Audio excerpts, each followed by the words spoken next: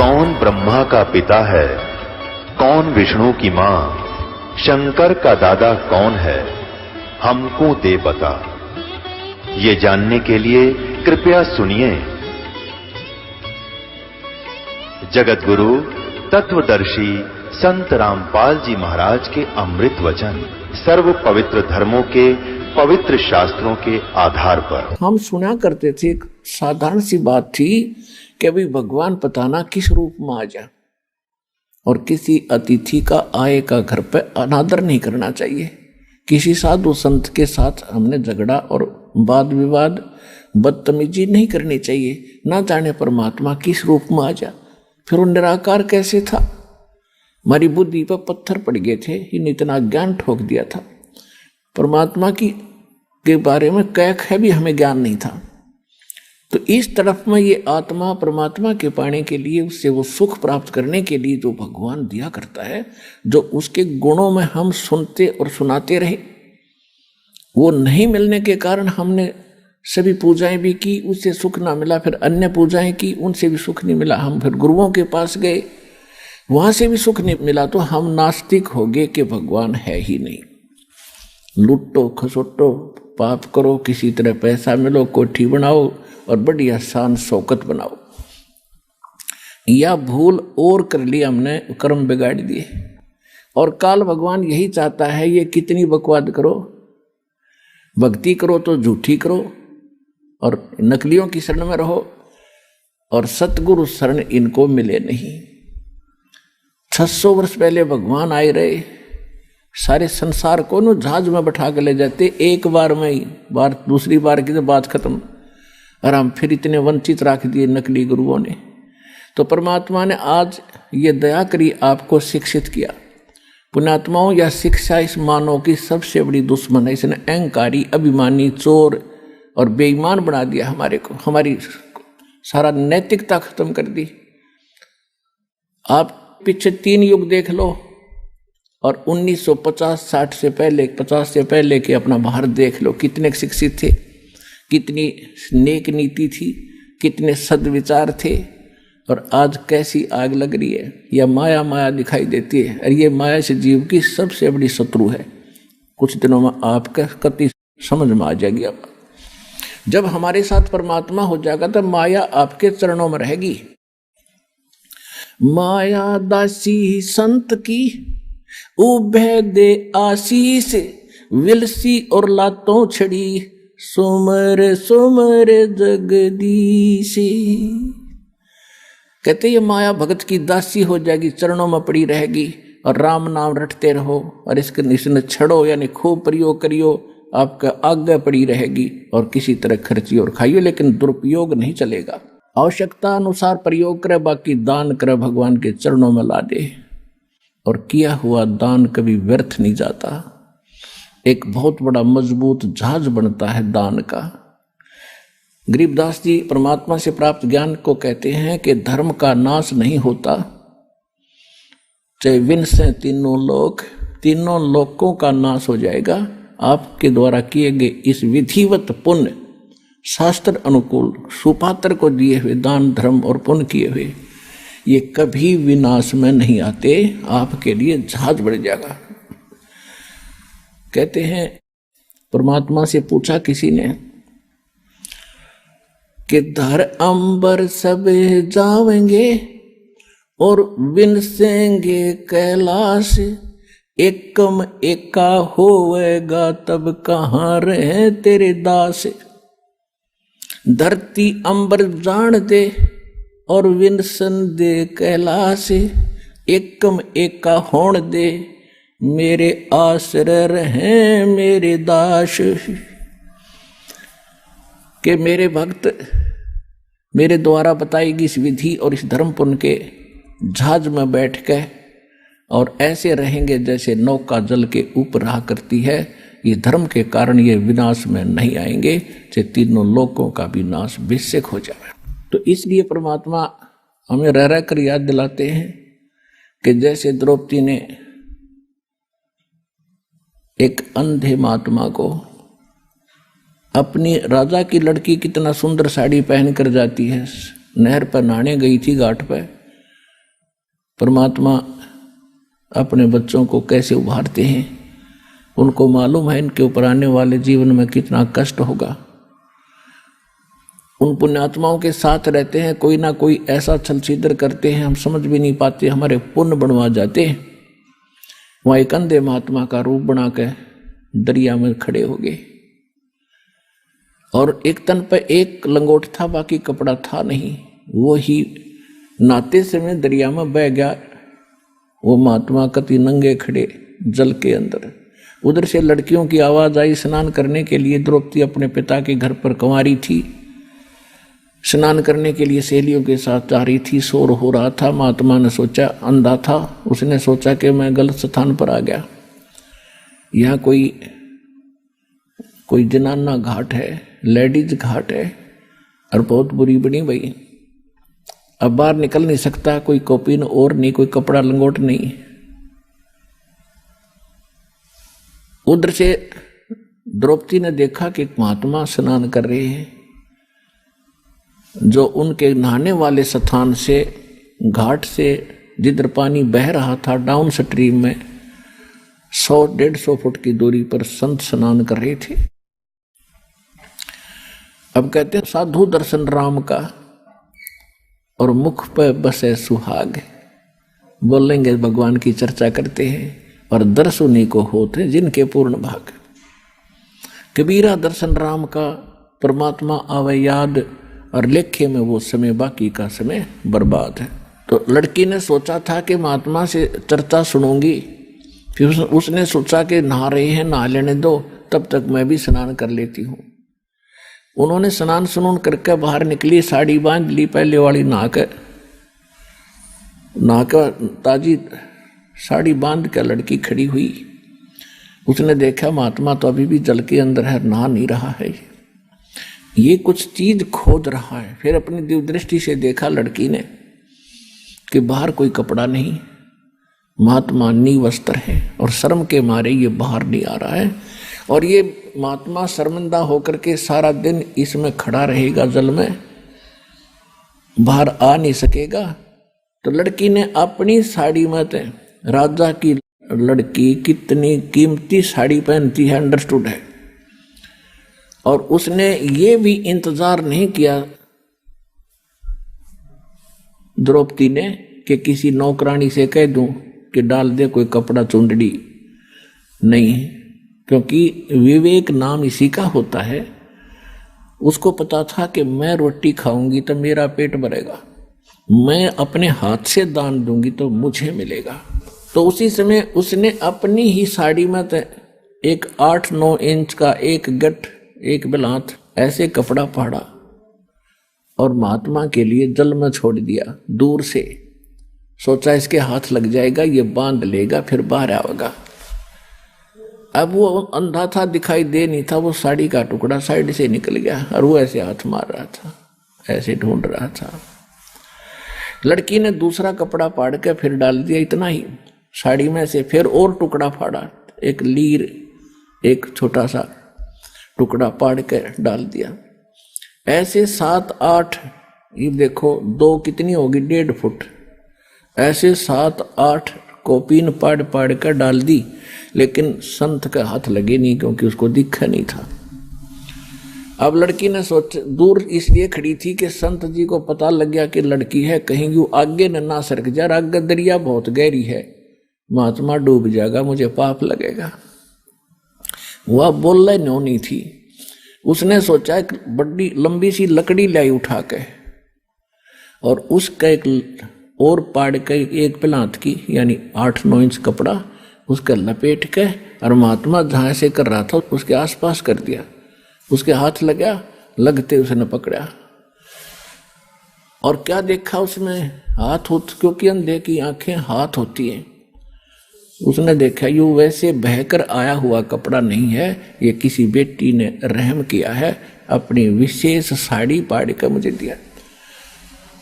तब कहते हैं साधु ने आशीष दिया, आशीर्वाद दिया कि बेटी आज तूने मेरा पर्दा रखा है, मेरी इज्जत रखी है, भगवान तेरा पर्दा रखे, तेरी इज्जत रखे, तेने गढ़ाए दे। कहते हैं साधु बोला सहज सुबह और जो चाहे सो कर दे। अब लड़की उस समय तो आ गई, क्योंकि परमार्थी प्राणी घना इस चीज के बारे में नहीं सोचा करते, क्योंकि वो राजा की लड़की, उसको सुख तो सारा था ही। वह सोचा मुझे तो सब कुछ प्राप्त है, बड़ी अच्छी बात है, संत तो आशीर्वाद दिया ही करते हैं, लेकिन वो आशीर्वाद ऐसे वैसे नहीं था। अब फिर वो लड़की का विवाह हुआ अर्जुन के साथ, कौरवों में आपस में जुए में वो हार गए, द्रौपदी भी को भी जिता दिया। तब दुशासन ने सरेआम सभा के अंदर द्रौपदी की इज्जत लूटनी चाहिए, उसको बेइज्जत करना चाहा, नंगा करने के लिए। और वहां पर कौन बैठे थे? भीष्म पितामह, द्रोणाचार्य, कर्ण आदि तीन तो ऐसी हस्ती बैठी थी जो विशेष आदरणीय थी उन पूरे कौरव और पांडवों के लिए। एक विदुर थे, उनके चाचा, पांडवों के, कौरवों के चाचा विदुर थे। और भी बहुत से लोग बैठे थे, सभासद बैठे थे। दुर्योधन ने दुशासन से कहा कि हम अंधे हैं, अंधों की संतान हैं, क्योंकि द्रौपदी ने एक दिन व्यंग कर दिया था दुर्योधन के ऊपर। राजा युधिष्ठिर ने शीशे का महल बनवाया था और दुशासन को आमंत्रित किया था सभी को कि आइयो, हमने मकान बनाया, भोजन पाइयो। दुशासन की टक्कर लगी शीशे में, दिखा को वो गिर गया। द्रौपदी खड़ी होकर हंस रही थी और कहने लगी, अंधों के अंधे ही पैदा होते हैं। वैसे इस तरह की बकवाद हमने, देखो, शिक्षा इनसे ये लेनी चाहिए कि इस तरह के व्यंग हमने नहीं कसने चाहिए। और फिर भी एक लड़की ने स्वाभाविक देवर भाभी के हिसाब से उसने कह भी दिया था तो के बिजली गिर गई। इतना दुख मान गया वो साकेट व्यक्ति कि इसने ये शब्द बोल कैसे दिए, गंदा गंदे होते हैं, इसको मजा चखाऊंगा। पुण्यात्माओं, परमात्मा बताते हैं कि सोना सजन और संत ये टूट जुड़े 100 बार, दुर्जन और पाका कलश एक धक दरार। जैसे मटका होता ना, गड़ा पक्का, वो एक बार थोड़ी सी क्रैक हो गया तो दोबारा नहीं सेट हो सकता, उसको कितना कुछ कर ले उसमें नारी की नारी वो पहचान रहेगी। ऐसे दुष्ट व्यक्ति एक बार नाराज हो गए वो सेट नहीं होते। और सोना और सजन, अच्छी आत्मा और संत भक्त थोड़ी एक बार कवा सुनी हो भी गई तो कभी याद भी नहीं रखते मेरी इसकी कभी लड़ाई हुई थी, ऐसा स्वभाव होता है। जैसे सोने का कोई आभूषण है, उसको टुकड़े कर दिए और फिर दोबारा उसको बना दिया जाता है आभूषण, उसकी पहचान भी नहीं रहती, ऐसा मेल खा जाता है। तो दुर्योधन जो था वो पाका कलश था, एक के बात पर इतना दुख मान गया कि नो कर दूंगा वह, तो उसका प्रतिफल लेने के लिए उसने सारा षड्यंत्र रच कर पांडवों से राज भी जीत लिया, द्रौपदी भी जीत ली अटपट करके। अब दुशासन से कहा दुर्योधन ने कि इस द्रौपदी को नंगा करो और मेरे जांग पर बिठा दे नंगी करके। बता, सरेआम सभा में ये पंचायत थी, इस महाभारत इस ग्रंथना पढ़ पढ़ कर हमने आंखें फड़वा ली, इसमें क्या विचार था। अब वहां सारी सभा बैठी, भीष्म पितामह, द्रोणाचार्य और कर्ण जैसे योद्धा, और भीष्म पितामह तो उनका दादा था, और द्रोणाचार्य गुरु, और कर्ण एक बहुत बड़ा योद्धा थे, और तीनों के तीनों ये वैसे भी सूरवीर थे। तो वहां किसी ने भी ये नहीं कहा दुर्योधन तो के जुल्म कर रहा है, अरे बेवकूफ ये क्या करने जा रहा है तू। देखो, सभा पंचायत के अंदर एक नियम होता है, जो नेक व्यक्ति हो जायज बात कहे, और कोई ना मानने तो उठ कर चला जा, सभा त्याग देनी चाहिए, वहां रहना भी दोष लगे। तो जब उन्होंने ये कर्म शुरू किया उसी समय विदुर खड़ा हुआ। विदुर ने कहा कि रे नालायक को क्या कर रहे हो तुम, अपनी बहू को और बेइज्जत कर रहे हो। कौरव और पांडव चाचा ताऊ के हो तुम, तुम्हारी और इसकी इज्जत में कौन सा फर्क है। बाहर के लोग ने कहेंगे अपनी इज्जत आप पर तार दी ने। कहते हैं विदुर कह ये बंधु थारा, एक के कुल एक के पर वो परिवार। विदुर के मुख पर लगा थपेड़ा, तू तो है पांडवों का चेहरा। अब दुशासन ने अपने चाचा विदुर का थप्पड़ मारा, कि तू तो इनका चमचा है, पांडवों की ओर बोलता हमेशा। और वो कह था न्याय की बात कि भाई इसे तो पांडवों की बहू ऐसी कौरवों की, बता इसमें किसकी इज्जत खराब, अपनी इज्जत आप ही खराब कर रहे हो। तुम कहते हैं विदुर कहे ये बंधु थारा, ये थारा भाई है, तुम्हारे भाई है, और एक का कुल एक परिवार है। विदुर के मुख पर लगा थपेड़ा, तू तो है पांडवों का चेहरा, तू तो है बांदी का जाया। दुशासन ने कहा कि तू तो बांदी से पैदा हुआ है, तेरी मनोवर्ती गुलाम वाली ही है, तू हमेशा ऐसी घटिया बात करता है। तू तो है बांदी का जाया। और भीष्म, कर्ण और द्रोण मुस्काया।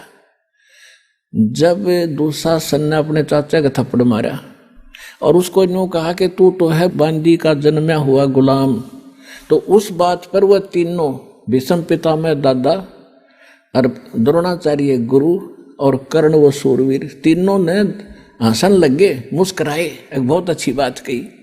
अरे बेशर्मो, खड़ा होकर ये कहना चाहिए था, अरे बेवकूफ तूने कैसे अपने चाचा बात उठा दिया, नकमी आत्माओं।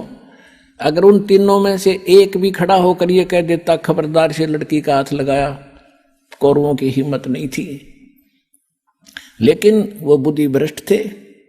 जब लड़की को नंगा किया जा रहा सरेआम, और वहां बैठे किस लिए, फिर वो उनमें कितनी गंदी सोच होगी ये सहज हिसाब लगाया जा सकता है। तो यहां परमात्मा ने सूक्ष्म वेद के अंदर इन पुराने ग्रंथों का भी जूस निकाला है, निष्कर्ष निकाल कर आपको दिया जा रहा है कि जिन ग्रंथों को तुम पढ़ा करते क्या खाक थे वह। एक जमीन के ऊपर राजपाट पर लड़का मर गए, क्या शिक्षा है इससे, बता। वो जमीन यहीं रहेगी, यू लाल किला यही पड़ा है, और वह की तो धक्के खान जाओगे नरक में। तो क्या चीज है ये। तो ज्ञान के अभाव से, सतगुरु के अभाव से हम ऐसे ही बिना सिर पैर के ग्रंथों को पढ़ के अपना कल्याण मानते थे। अब क्या होता है कि द्रौपदी ने पहले तो देखा था कि सभा के अंदर मेरे 500 पांडव बैठे, पति और सूरवीर, वो मुझे नंगा होते कैसे देख सकेंगे। लेकिन वो हार चुके थे जुए में, वो बंद गए थे जुबान में, उन्होंने नीची गर्दन कर ली। फिर भीष्म पिता द्रोणाचार्य और कर्ण की तरफ देखा कि ये कैसे सहन कर लेंगे मुझे यहां नंगा करते हुओं को, लेकिन वो हंस रहे हैं। जब विदुर को थप्पड़ मारा ऐसे वचन कहे, तब वो समझ गई कि ये सभा ठीक नहीं है। और पुण्यात्माओं, जब तक हम संसार से कुछ आशा रखते हैं कि ये मुझे ये लाभ दे देगा, वो मुझे ये सुख देगा, तब तक परमात्मा साथ नहीं देगा। आप तो सीधम सीधा भगवान से जुड़ोगे, चाहे आपका उंगली का चोट लाग जा, नो यही अर्थ है भगवान आप पे करोगे। भले ही तो मीडिया उसका दवाई बने, डॉक्टर बने, लेकिन करेगा भगवान। आपने ऐसा भी देखा होगा, डॉक्टर खूब इंटेलिजेंट है और खूब प्रसिद्ध है, और एक व्यक्ति जाता है उसके इंजेक्शन लगाता है, वो रिएक्शन कर जाता है और डॉक्टर के हाथों में मर जाता है। तो ये दवाई और डॉक्टर नहीं करते, या संस्कार काम करते।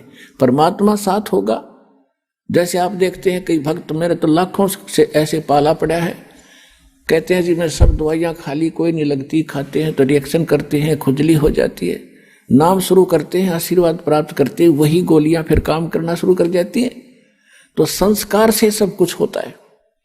तो तब हम परमात्मा हमें पल पल में साथ देगा। छोटे से छोटा भी दुख और सुख आपको अनुभव करा देगा कि मेरे कारण दुख टला तेरा, जब रोज दिखेगा आपने। तो ऐसे जब द्रौपदी ने देखा कि ये कोई साथ दे नहीं रहे, तब भगवान याद आया। और हम भी ऐसा ही करते हैं, जब हमारे यहाँ के सब रास्ते बंद हो जाते ना, औषधि भी काम नहीं करती, जब हम भगवान याद करें। अपने आत्माओं, अब परमात्मा को याद तो सभी करते हैं आपत्ति में, लेकिन किसको राहत मिलती है? या तो उसके पिछले जन्म के पुण्य हो, उनसे भी लाभ दे देता है परमात्मा। और जब पुण्य ही खत्म हो जाएंगे तो बेशक अर्जी लाए जाइए और बेशक प्रार्थना करते रहना, कति सुनाई नहीं होगी। अब जैसे द्रौपदी ने वो एक पुण्य किया था, और एक महापुरुष का वचन था, वो महापुरुष भी स्वयं परमात्मा ही थे। कहते हैं सोचल सिद्धर मैं करूं अपने जन के काज। तो द्रौपदी कभी किसी जन्म में भगवान की शरण में रही हुई है वो आत्मा, और उनके पीछे परमात्मा कहते हैं जो बच्चा गौ की नजर में न्यो साई को संत, और भक्तों के पीछे फिरे वो भगत वत्सल भगवंत। अब द्रौपदी ने जब याद किया, हे भगवान आज इज्जत इस दासी की आपके हाथ में है। आत्मा का साथी है भगवान कबीर साहब, और मन का साथी है काल। जब हम मन से कुछ पुकार करते हैं तब तक सुनाई नहीं होती, जब इसकी आत्मा रोती है वो भगवान का अंश है। अब यहां से जब द्रौपदी ने पुकार की तो धर्मराज के दरबार में, जो यहाँ का न्यायाधीश अकाउंट रखता है, उसके दरबार में इसकी चीख गई, वहां गुंजी बुरी तरह। और धर्मदास ने तुरंत उस नंबर की वह फाइल खोली जिसमें उस आत्मा के कुछ पुण्य और पाप डिपॉजिट थे। देखना चाहा कि इस आत्मा का कोई ऐसा कर्म है जिससे मैं मदद करवा सकता हूं।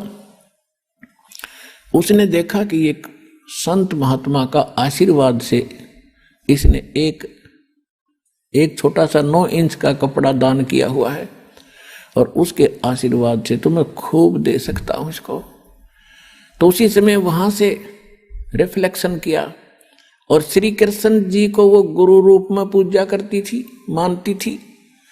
और श्री कृष्ण खेला अपनी पत्नी रुक्मणी के साथ शतरंज घर में महल में बैठा।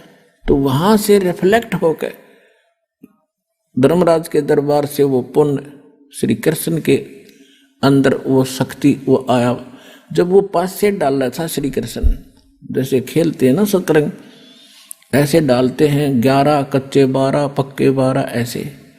तो उसने पास से डाले थे और एकदम हाथ ऐसे अकड़ गया श्री कृष्ण का, और नो करने लगा अनंत अनंत अनंत। कृष्ण में भूत सा बढ़ गया। अब रुक्मणी कहने लगी हाथ पकड़ के कि बोल ढंग से बोल, अनंत अनंत क्या कर रहा है, बोल 12 हैं कच्चे 18 हैं क्या है, और ये अनंत क्यों कहा तो मुझे बता। तब परमात्मा ने उसकी दिव्य दृष्टि खोल दी। कहते हैं रुक्मणी कर पकड़ा मुस्काई, अनंत कहा मोको समझाई। अब श्री कृष्ण जी को परमात्मा ने चेतना दी, क्योंकि करता वही है, उसके हाथ में रिमोट है। वो कौन से इंस्ट्रूमेंट से कौन सी तोप से कौन सी मिसाइल से कौन सा काम ले, उसके हाथ में रिमोट है। तो श्री कृष्ण जी के अंदर परमात्मा ने वह पावर भेजी, वो पुण्य भेजा, और फिर वो तो वहां उसको दिखा दी कि द्रौपदी को दुशासन ने पकड़ रखा है और उसकी इज्जत खराब करना चाहता है। और तो वहां परमात्मा बुलवा रहे हैं श्री कृष्ण से कि हमरा भगत पे छोड़ी हुई, दुशासन ने द्रौपदी पकड़ी, हमरी भक्त सकल में सिखरी। हमरी भक्त पे छोड़ी हुई तो हमरा नाम न लेवे कोई। यदि भगत ही हानि में रहेंगे तो राम का नाम मिट जाएगा। अब वो तो लग गया खेलन, तंदे ही से पासा डारी और पहुंचे सुख समरूप मुरारी। अब हमने मुरारी नाम श्री कृष्ण का लिख रखा है। मुरारी का वास्तविक अर्थ है राक्षस का शत्रु। अरि माने शत्रु, मुरा माने राक्षस। तो सबसे बड़ा जो राक्षस हमारा कर्म है, पाप कर्म, और उस पाप कर्म रूपी राक्षस ने ना कृष्ण काट सकता, ना विष्णु काट सकता, ना राम काट सकता, ना ब्रह्मा विष्णु महेश, ना शिव, केवल एक परमात्मा कबीर भगवान काट सकता है। तो वो वास्तव में मुरारी है। जैसे वासुदेव श्री कृष्ण को कहते थे, वासुदेव नहीं है श्री कृष्ण, वासुदेव का अर्थ ही कुछ और होता है। वो तो वासुदेव का बेटा था। वासुदेव एक व्यक्ति था, लेकिन वेदों में वासुदेव परमात्मा का अलंकृत नाम है, उपमात्मक नाम है, जिसकी प्रभुता सबके ऊपर हो, जिसका वास सब जगह हो, उसको वासुदेव कहते। तो ऐसे ही मुरारी। तो यहाँ गरीबदास जी की वाणी को समझने के लिए इस दास के इसलिए आवश्यकता पड़ी, परमात्मा ने ये बुद्धि दी। तो कह रहे हैं गरीबदास जी के रुक्मणी कर्म पकड़ा मुस्काई, अनंत कहा मोको समझाई। क्या कहते हैं श्री कृष्ण जी से अंदर से आवाज आ रही है कि दुशासन ने द्रौपदी पकड़ी और हमारी भक्ति सकल में सिखरी, और जब हमारी भक्त पिछोड़ी हुई हार में आगे हमारा भक्त, तो हमारा नाम न लेवे कोई। तंदे ही से पासा डारी, श्री कृष्ण तो वहां खेल रहा है और पहुंचे सतलोक से आके सूक्ष्म रूप मुरारी, और खेचत खेचत खेच कसीसा सिर पर बैठे हैं जगदीशा। अब ये लीला क्यों करी कि न्यू बिना पता ना लागो भगवान ने मदद करी है द्रौपदी की। तो जिस कारण से सब लीला परमात्मा करके इस युग तक, इस समय तक परमात्मा में आपकी आस्था बना के लाए हैं, और उस कृष्ण और द्रौपदी की इस कथा ने हम आज तक सुनते और सुनाते रहे। लेकिन आपके आज तक कदे हुई ऐसी लीला जो द्रौपदी के साथ हुई थी, इस दास के साथ हुई और इस सब के साथ हो रही है जब सच्चे भगवान से हम जुड़ गए।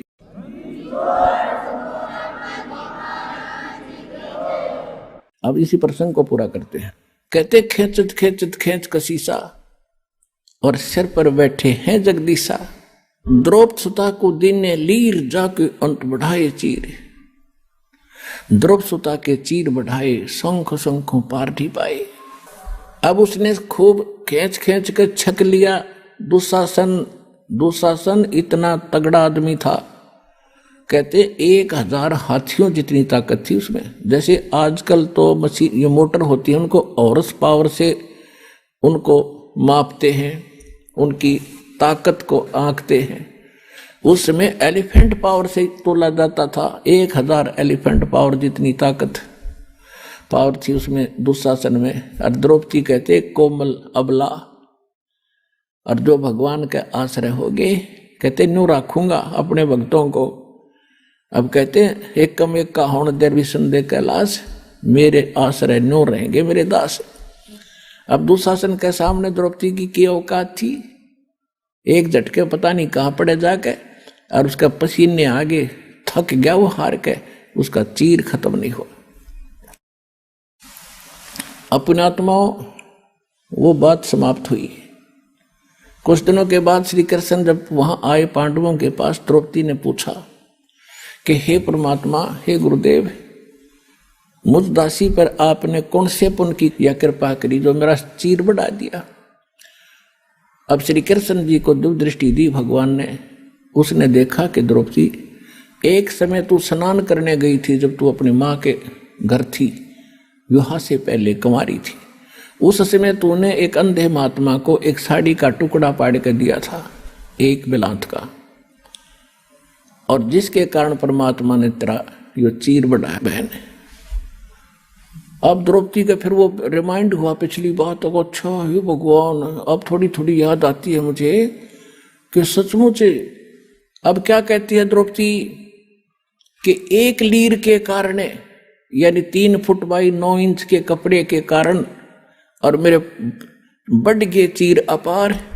और जब मैं पहले समझ लेती उस संत को तो सर्वस देती वार। ओए होए होए।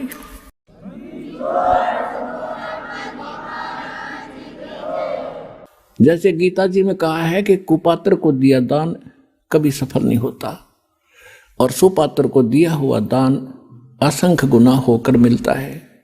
गुरु बिन माला फेरते, गुरु बिन देते दान, गुरु बिन दोनों निष्फल हैं, चाहे पूछो वेद पुराण।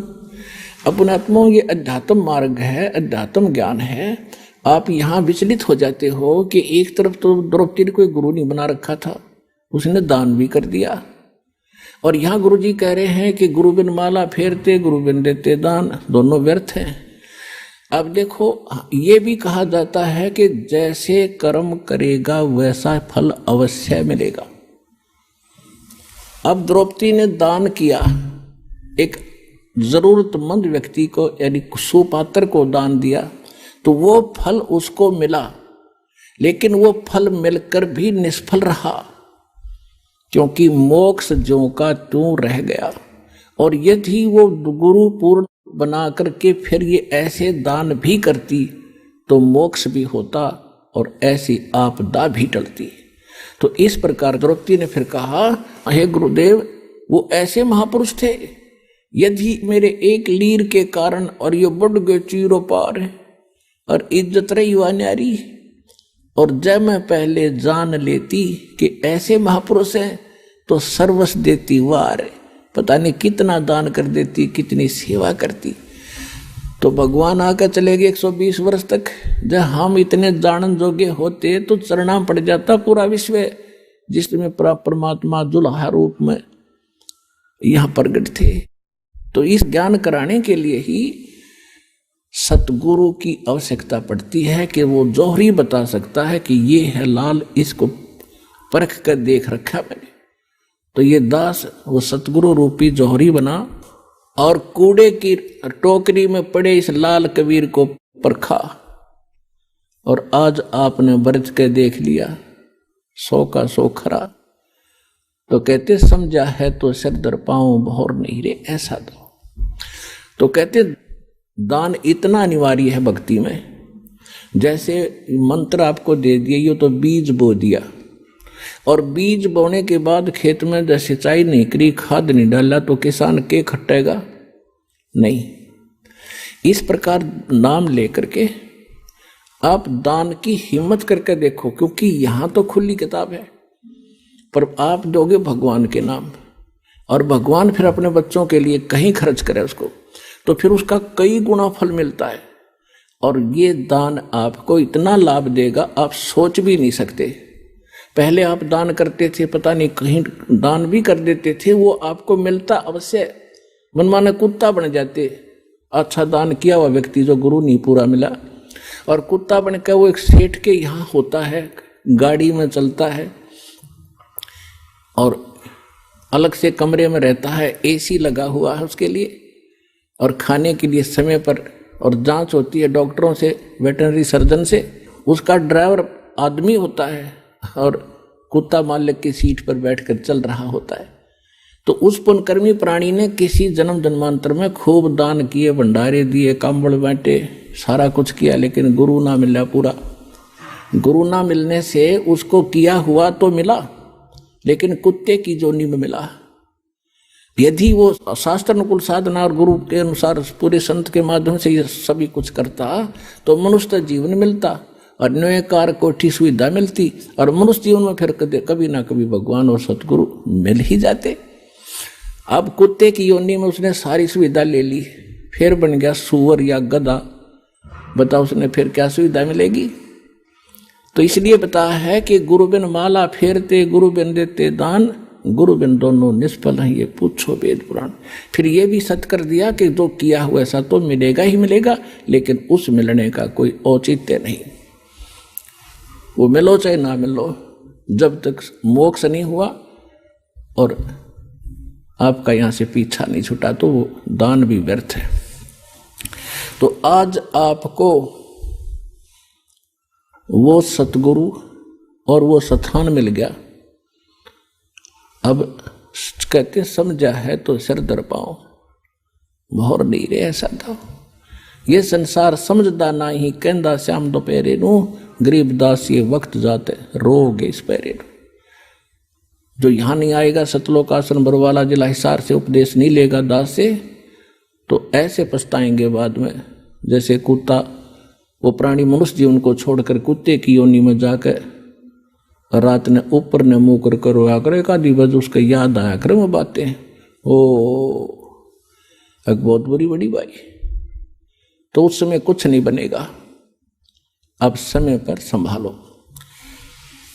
परमात्मा समझाया करते थे, काशी करवत लेत हैं ये आण कटावे शीशे, बन बन भटका खात हैं यूं मिले नहीं जगदीश। यानी जो साधनाएं आप कर रहे हो और सैक्रिफाइस भी कर रहे हो, हमारे धर्म गुरुओं ने ज्ञान था नहीं, रोजी रोटी के लिए ये संस्कृत पढ़ा करते, अच्छा धन कमाने के लिए शिक्षा ग्रहण करते थे ब्राह्मणों के लड़के, और ये पता लग जाता ये काशी विद्यापीठ से पढ़कर आ रहा है तो उस आसपास की जनता उससे के पीछे हो जाया करती थी, और उनका उद्देश्य केवल मनी मेक था। तो पहले काशी के अंदर विशेषकर जो ज़्यादा पैसे वाले व्यक्ति धार्मिक हिंदू होते थे, ये ब्राह्मण लोग उन्हीं को ज़्यादा कैच करा करते। तो उनमें क्या था कि उन्होंने एक रूमर फैला दी कि भाई जो काशी में मरेगा वो तो जाएगा स्वर्ग में। और फिर एक उन्होंने बताया कि जो मगहर एक स्थान है उत्तर प्रदेश गोरखपुर के पास, उत्तर प्रदेश में गोरखपुर शहर के पास, अब उसका संत कबीर, जिला संत कबीर नाम रख दिया उस क्षेत्र का। तो वो मगहर एक स्थान है, आज भी है। वहाँ का राजा था बिजली खां पठान। वो परमात्मा का शेष हुआ था। कैसे हुआ था कि वहाँ अकाल गिर गया था मगहर क्षेत्र में, उसकी राज्य में, और सारे जंतर मंतर करवा लिए थे, हाहाकार मच गई थी। तब किसी ने बताया था कि कबीर नाम के एक महापुरुष काशी में रहते हैं। काशी का राजा वीरदेव सिंह बघेल भी परमात्मा का शेष था।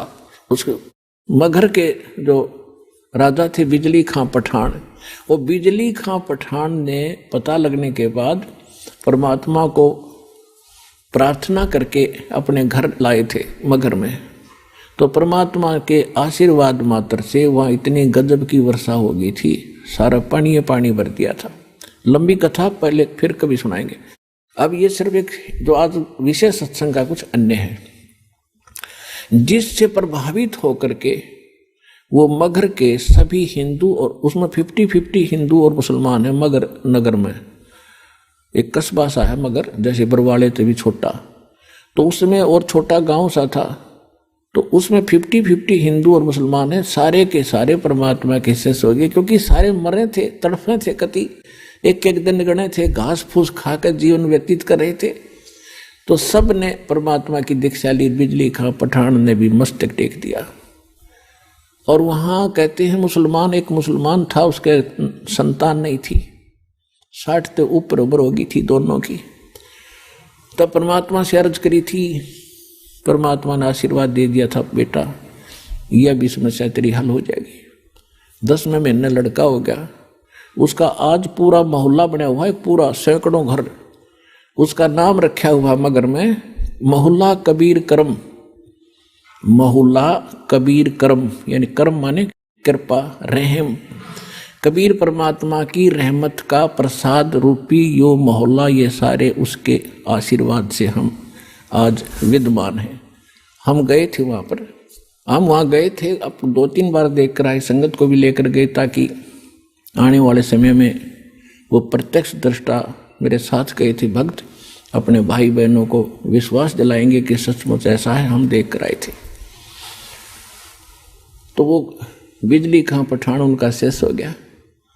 और काशी के जो पंडित जी थे, इन ब्राह्मणों ने एक अफवाह फैला रखी थी कि जो मगहर मरेगा वो गधा बनेगा, क्योंकि उस मगहर की पृथ्वी को भगवान शंकर जी ने श्राप दे रखा है। वहां जो मरेगा वो गधे की जूनी में जाएगा। और साथ में उस मगहर के साथ से एक दरिया बहा करती थी, उसका आमी नदी नाम था। अब भी है वो दरिया, अब भी है, लेकिन वो सूखी है, थोड़ा पानी चलता उसमें। तो वह कति सूख गई थी। कहते हैं भगवान शिव ने उसको श्राप दे दिया, उसका पानी खत्म कर दिया। ठीक है, अब वो सूखी पड़ी थी। उस मगहर के नीचे का पानी खराब है, वहां नहीं था उस समय। तो ये समस्या उनको बनी रहती थी। उधर से परमात्मा कहा करते थे कि भाई जो आपके धर्मगुरु कह रहे हैं कि जो मगहर मरेगा वो गधा बनेगा और नरक में जाएगा, और जो काशी में शरीर छोड़ेगा वो स्वर्ग में जाएगा। परमात्मा कहा करते थे कि भाई पुण्य करने वाला और पूरे गुरु से जो मंत्र लेकर शास्त्र अनुकूल साधना करने वाला, वो कहीं पर भी मरो वो अपने उस इष्ट धाम में जाएगा। ये आपको भ्रमित कर रहे हैं, झूठ बोल रहे हैं तुम्हारे गुरुजी। तो वहां क्या करते थे, काशी के अंदर इस बात को सर्वधार्य करके हमारे पूर्वजों ने, समझदार व्यक्तियों ने ये सोचा कि भाई मरना तो है, वृद्ध हो गए, और क्यों ना हम काशी में चले जावा, काशी क्षेत्र में, बनारस में, और वहां मृत्यु हो जाए तो स्वर्ग तो चले जाएंगे। तो उन्होंने अपने बच्चों से कहा कि बेटा हम वृद्ध हो गए, हमारी व्यवस्था कर दो, हम वहां रह लें धर्मशाला वगैरह में, और कभी भी प्राण छूट जाएंगे हम स्वर्ग तो चले जाएंगे। तो माता पिता के लिए बच्चे कुछ भी करने को तैयार होते हैं। उनको मालूम है कि इन्होंने तुम्हें कैसे पाला पोसा है, और ये 2 वर्ष 4 वर्ष के हैं, इनको वहाँ छोड़ दिया, धर्मशालाओं में रहने लग गए। फिर उन धर्मगुरुओं से कथाएं सुनते तो वहाँ रहने लगे। तो उन धर्मगुरुओं ने एक स्कीम बनाई कि भी अपने अपने अक्षेत्र के व्यक्तियों को तुम अपने घर रख लो, इनको वहाँ क्या करेंगे, इनका जो वहाँ खर्चा होता वो खर्चा हम ले लेंगे, और ये हमारे यहाँ कथा भी सुनते रहेंगे, 2-4 आदमियों की रोटी बनती है, 2 ये भी खा लिया करेंगे। तो उन्होंने ऐसा उन बुजुर्गों के बच्चों से कहा कि भाई तुम इन अपने माता पिता को हमारे घर छोड़ दो, अपने अपने धर्मगुरुओं के पास छोड़ दिया, और जो दान दक्षिणा आप देना हमें देते रहना। तो उन्होंने तो खुश हो गए, भाई ठीक है, रोज कथा सुना करेंगे, गुरुजी के दर्शन करेंगे। तो उन्होंने उन धर्मगुरुओं ने यो सरदर्द मोल ले लिया। अब एक धर्मगुरु के उस मकान में 50-50 बुढ़े बुढ़िया बैठ गया आके लालच में। अब घर में बूढ़ा बुढ़िया को एक का संभालना मुश्किल हो जाता है, मतलब ये बस की बात नहीं है। उस अतिथि में एक ही बुजुर्ग को संभालना कठिन होता है, और उन्होंने 10-10 20-20 इकट्ठे कर लिए। अब उन्होंने फिर स्कीम बढ़ाई कि यार तो बहुत बूढ़ी बनी भाई, ये कितना थूके हैं, कितना मुत्ते हैं, कितना टट्टी कर दे हैं, बता क्यों कर संगवावा इनने। तो उन्होंने क्या स्कीम बनाई, मीटिंग करी गुप्त कि गंगा के किनारे, गंगा दरिया के किनारे एक आरा लगा दिया, करौत जो लकड़ी काटने का होया करे, वो आदमी काटने के लिए, और वो उनको गुप्त रख दिया। ऊपर जैसे एक गुफा सी बना दी, और गुफा की आर्च बना दी, आर्च के अंदर से वो करौत ऐसे आवे और उन्हें काट कर उल्टा चला जावे। ऐसा उनका कंट्रोल हैंडल थोड़ा 100-150 फुट दूरी पर रस्से बांध कर बना दिया।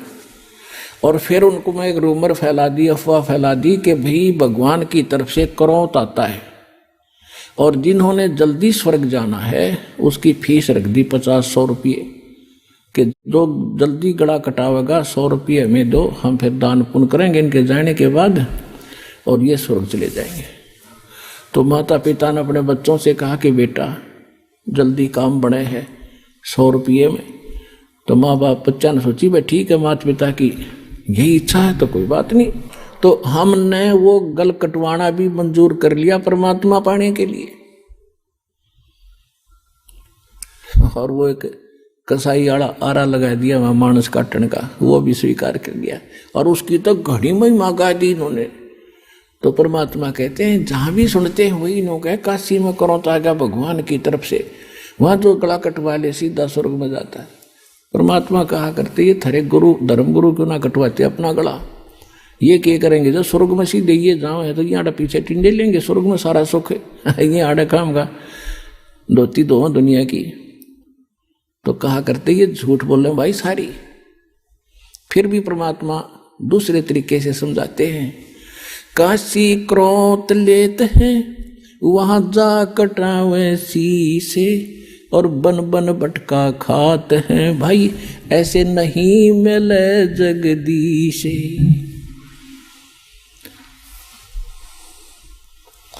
परमात्मा कहा करते कि ये पंडित ब्राह्मण गुरु, यानी सभी ब्राह्मण नहीं, जो ब्राह्मण कर्म करते हैं, जो गुरु पद पर विराजमान है, उनके लिए कहा करते थे कि भाई ये आपके जो मंडलेश्वर हैं, गुरुजी हैं, ये सारे झूठे हैं, इनको ज्ञान नहीं है। और भाई अगर मगर मरने से यदि नरक में जाता है प्राणी तो मैं मगर मरूंगा, अनाउंसमेंट करवा दी परमात्मा ने कि भी इस दिन मैं मगर मरूंगा, और उसके लिए प्रस्थान कर दिया। 120 वर्ष की आयु थी परमात्मा की उस समय, 120 वर्ष, और 120 वर्ष की आयु में 200 किलोमीटर पैदल चल कर गए। तो कहने का भाव ये है, हर एक बात से पता चलेगा वो क्या थे, तो जब उन्होंने ये पता लगा, बिजली खां पठान को पता लगा कि गुरुजी यहाँ आ रहे हैं और यहाँ अपना शरीर छोड़ेंगे, और उधर से वीरदेव सिंह बघेल काशी नरेश को पता चला कि गुरुजी वहाँ जा रहे हैं अपना अंतिम सफर करने के लिए इस शरीर का, यानी वहाँ शरीर छोड़ेंगे। तो वीरदेव सिंह बघेल ने काशी के नरेश, वो हिंदू था, और बिजली खां पठान जो है वो मुसलमान था। तो यहाँ के हिंदू जो शेष थे कबीर साहब के, इंक्लूडिंग वीरदेव सिंह बघेल, इन्होंने स्कीम बना ली कि वहाँ मुसलमानों का अक्षेत्र है और वो गुरुजी की बिरान माटी करेंगे, जमीन में दबेंगे, और मुसलमान रीति से वो इनका अंतिम संस्कार करेंगे। ये हम नहीं देख सकेंगे, हम अपनी रीति से उसका संस्कार करेंगे और सबको यहाँ लाएंगे बनारस में। यदि सीधे हाथों बिजली खां नहीं मानेगा तो युद्ध करके लाएंगे। इस उद्देश्य से सेना साथ ले ली, और वो से दर्शकों की तो कहना है ना कितने चाल पड़े। बिजली खां पठान को पता चला, सबकी व्यवस्था की, परमात्मा पहुंच गए।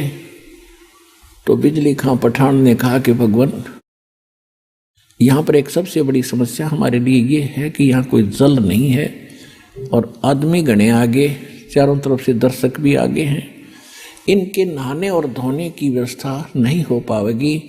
बाहर से कुछ जल मंगा रखा है, केवल पीने की व्यवस्था हम कर पाए हैं। परमात्मा ने कहा कि मैं पहले बहते जल में स्नान करूंगा और फिर मैं शरीर छोड़ूंगा। तो बिजली खां पठान ने बताया कि महाराज, यहाँ साथ में भगवान एक आमी नदी बह रही है, बहा करती थी, अब सूखी पड़ी है। भगवान शंकर ने इसको श्राप दे रखा है, इसमें जल एकदम खत्म हो गया, हम भी बड़े दुखी हैं। तो परमात्मा ने कहा कि चलो मैं चलता हूँ, दिखाओ मुझे कहाँ है। जिस स्थान पर परमात्मा ने शरीर छोड़ने का निर्णय किया था, उससे 400, 200 फुट, 300, 400 फुट की दूरी पर वो दरिया खाली पड़ी थी। तो परमात्मा वहाँ चले, साथ में सब दर्शक, और कबीर साहब वहाँ देखकर किनारे पर खड़े हो गए। खड़ा होकर के ऐसे इशारा कर दिया जैसे ट्रैफिक का सिपाही ऐसे हाथ कर देता और सारी ट्रैफिक भाग लेती है। परमात्मा ने ऐसे इशारा किया था, और काफी दूरी पर उस दरिया में एक ऐसा धमाका हुआ जैसे कोई पत्थर फटा हो, कोई बम फटा हो, और एकदम पानी का फव्वारा निकला और पूरी दरिया भर के और बहने लगी।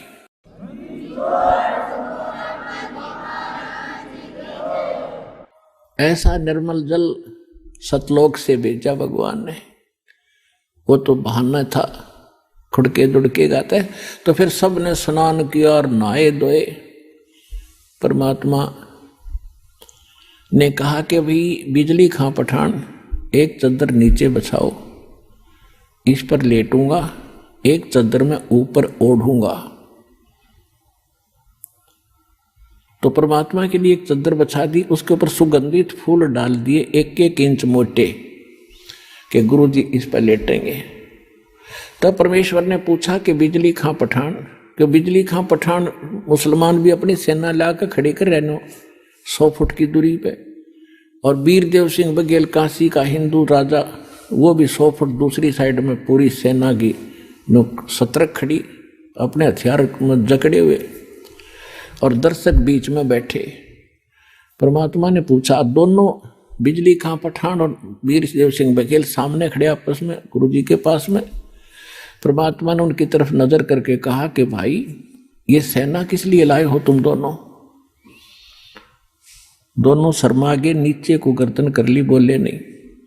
तो दूसरे लोग होते हैं हिंदू मुसलमान, तो मुसलमान कहने लगे, जी आपकी मृत्यु के उपरांत हम आपके सबका अंतिम संस्कार मुसलमान रीति से करेंगे। अगर ये हिंदू नहीं मानेंगे तो हम इनके साथ युद्ध करेंगे। हिंदू कहने लगे, हम इनको मुसलमान रीति से ये अंतिम संस्कार आपका नहीं करने देंगे, और ये नहीं मानेंगे तो सेना इसीलिए ला रखी है कि हम युद्ध करके जबरदस्ती ले जाएंगे।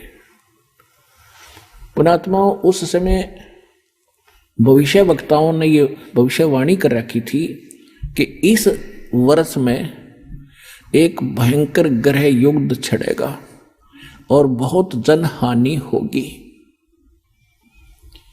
अब परमात्मा ने वो कहर टालना था।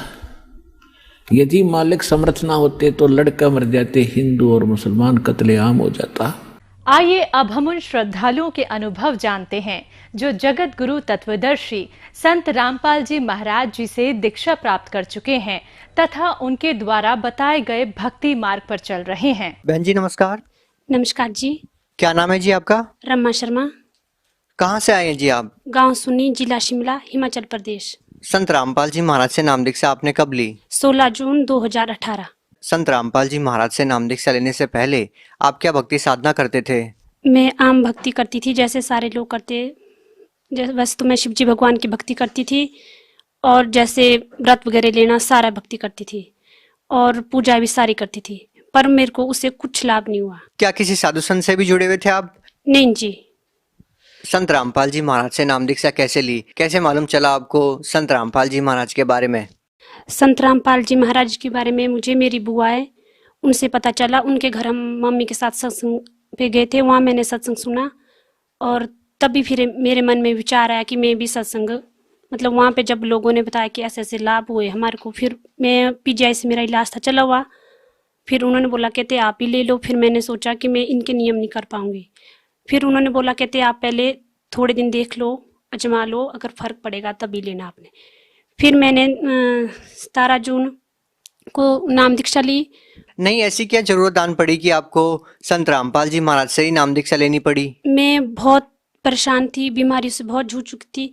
मेरे को 3 साल हो गए थे लगातार प्रॉब्लम से। मेरे को ब्रेस्ट की प्रॉब्लम है और तीसरी स्टेज पे चला गया था मेरा कैंसर। मैं बहुत परेशान थी और घर वाले भी कोई साथ नहीं दे रहे थे। कैंसर की प्रॉब्लम थी आपको? हाँ जी। कहाँ पे दिखाया था आपने कैंसर? सर मेरा इलाज आईजीएमसी था चला हुआ।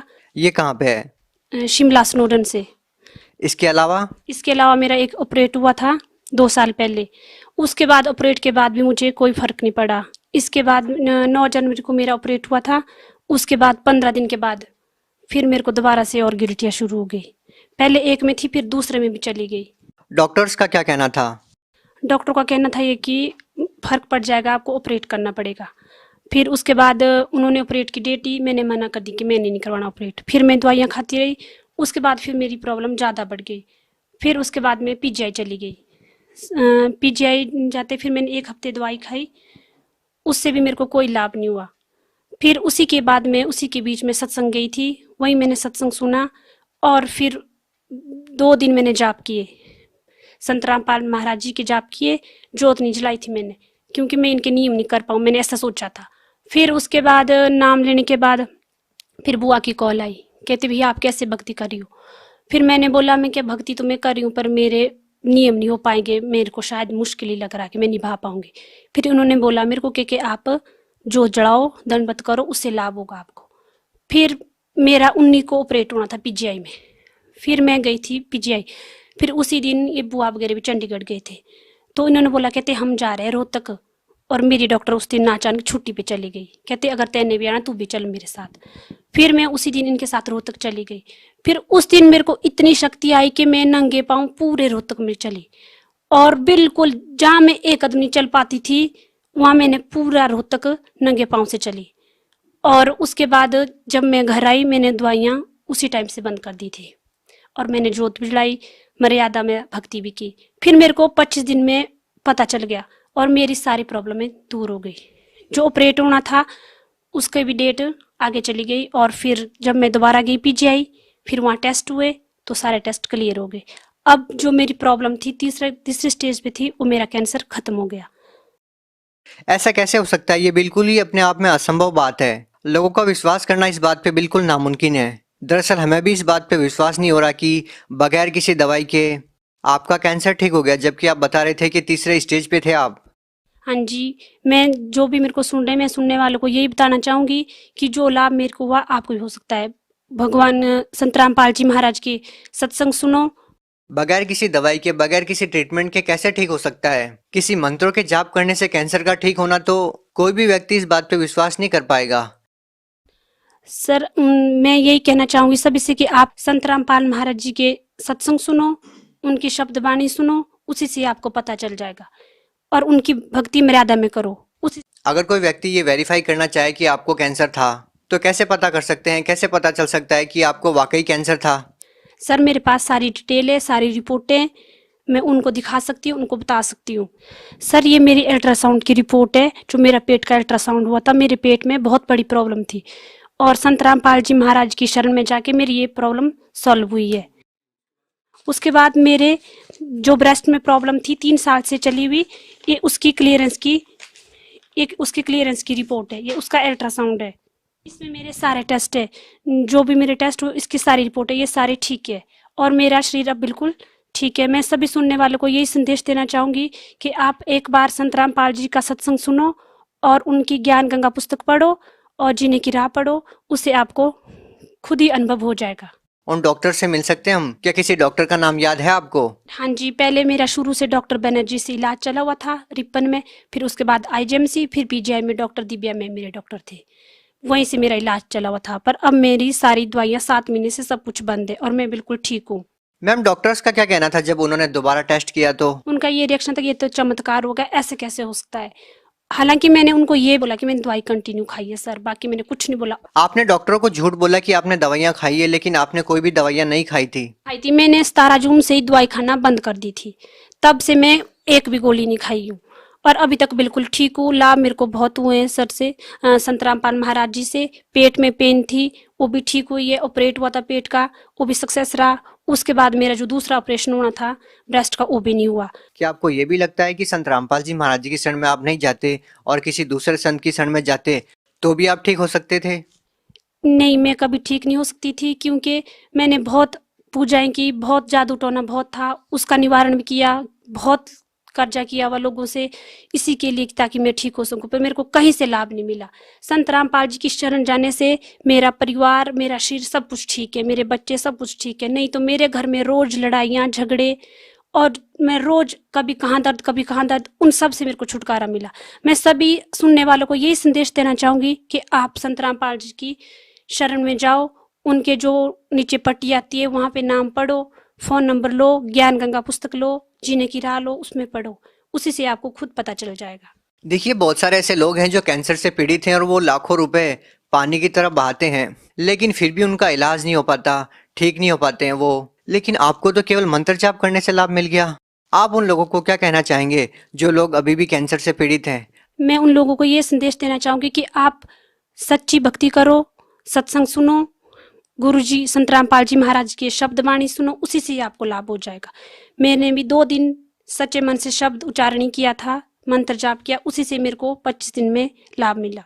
तो लास्ट में हम आपसे पूछना चाहेंगे कि क्या अभी भी आपका संत रामपाल जी महाराज में उतना ही विश्वास है? हाँ जी, वैसा नहीं, उससे ज्यादा विश्वास है। जब मेरा शरीर पूरी तरह ठीक हो गया, 7 महीने पहले मेरी इतनी स्थिति थी कि मैं 3 महीने लगातार बिस्तर में थी, यहाँ तक कि मैं जॉब भी नहीं जा पाती थी।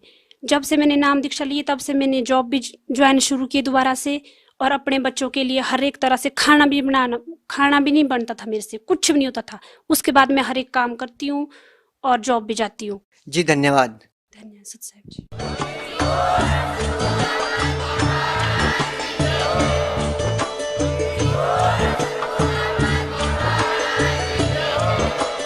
आप सुन रहे थे जगत गुरु तत्वदर्शी संत रामपाल जी महाराज जी के मंगल प्रवचन। अधिक जानकारी के लिए विजिट कीजिए हमारी वेबसाइट www.jagatgururampalji.org। संत रामपाल जी महाराज जी के शुभ आशीर्वाद से पूरे विश्व भर में 500 से भी ज्यादा नाम दीक्षा केंद्र हैं, जिन पर संत रामपाल जी महाराज जी द्वारा ऑनलाइन निशुल्क नाम दीक्षा दी जा रही है। अपने नजदीकी नाम दीक्षा केंद्र का पता करने के लिए संपर्क करें 8222880541।